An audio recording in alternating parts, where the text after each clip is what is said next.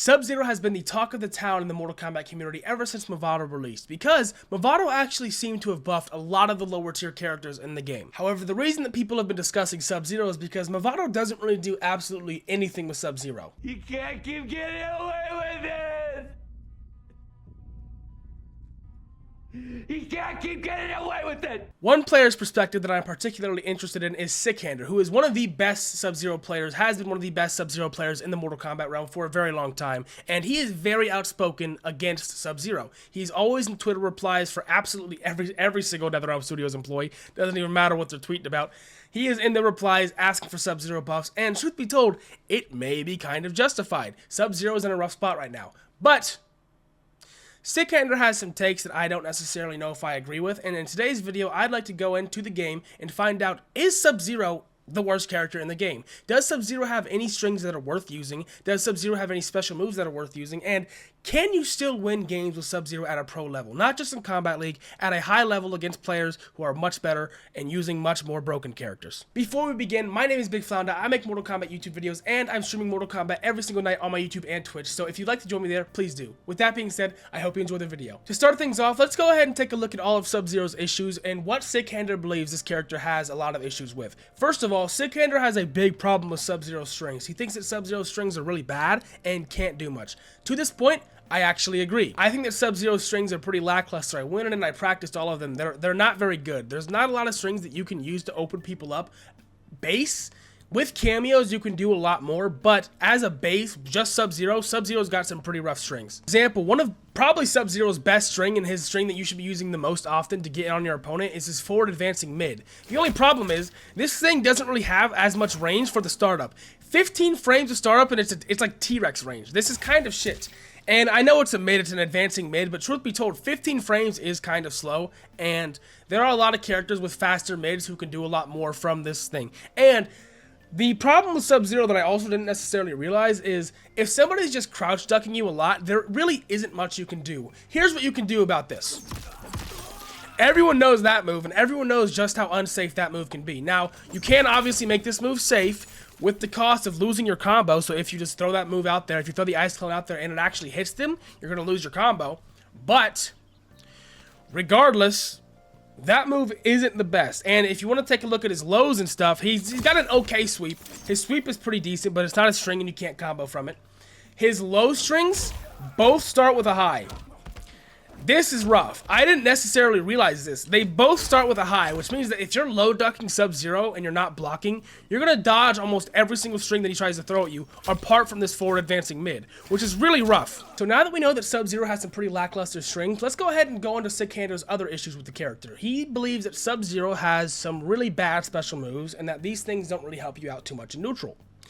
This is one of those points that I wholeheartedly disagree with. I think that Sub-Zero has two of the, I'm not going to say the best special moves in the game, but they're pretty good. I think that Sub-Zero has some really decent special moves, and that's one of the only things that keeps him from being the worst character in the game. So let's go ahead and talk about the two special moves that I think make Sub-Zero worth it. First off, we have this dive kick, which if you didn't know, if you hit it the right angle is safe. And not just safe, it's not like -7. You just saw there, it's -4. Now, you have to hit it the right angle. You have to be a little bit closer to their knee. Like, you can't hit them in the top of the head because it won't be safe. It'll be -8 or even more.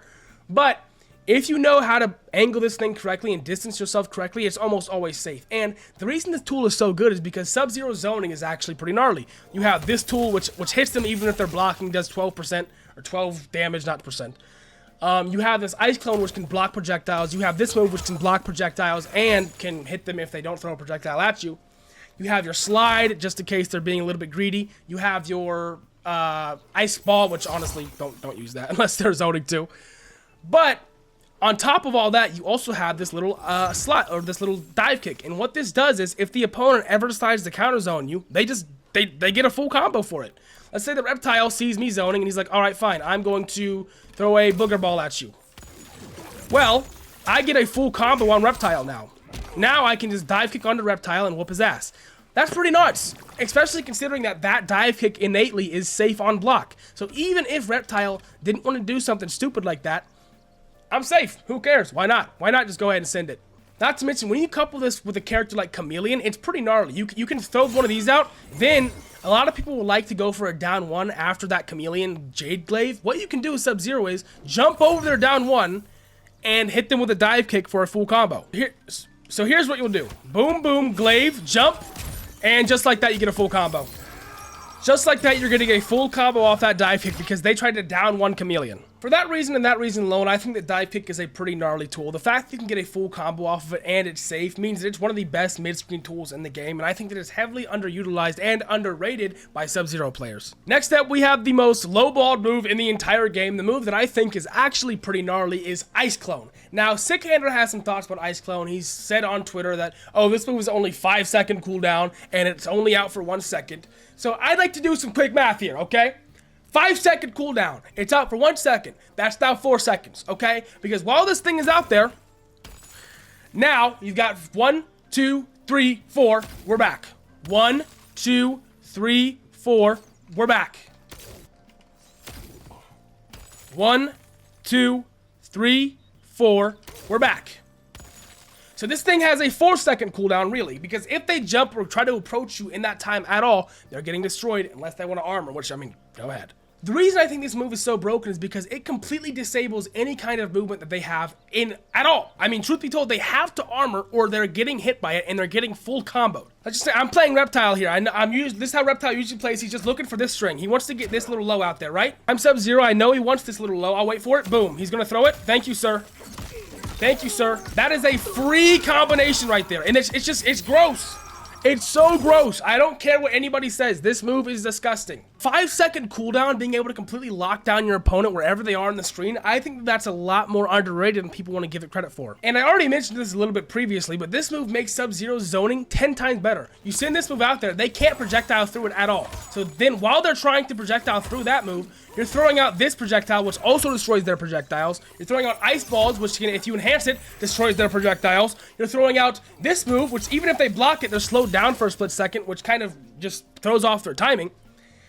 You have this armored slide move. You have this armored slide, which if you're using Chameleon, can actually combo. And you have this disgusting dive kick, which also gets a full combo and is safe. What tools does Sub-Zero, what else does he need? Like, I'm sorry that Sub-Zero doesn't have a Havoc 2-bar tether, but that's like the only other tool that this guy could get right now. Even if you want to make the argument that, oh, he has no safe special moves up close, just use Ice Clone!